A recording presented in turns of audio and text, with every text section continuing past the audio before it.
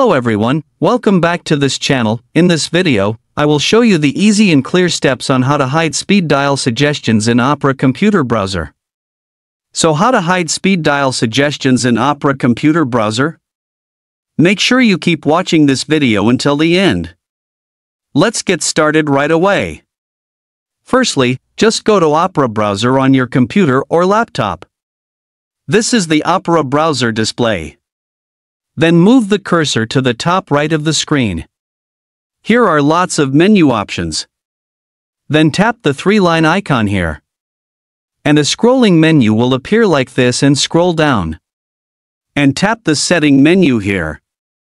Now here it is in the settings menu. Enter the browser menu. Now here it is in the browser menu. Then tap for speed dial suggestions. This feature allows users to hide speed dial suggestions in the Opera browser on their computer for a neater and more personal homepage display.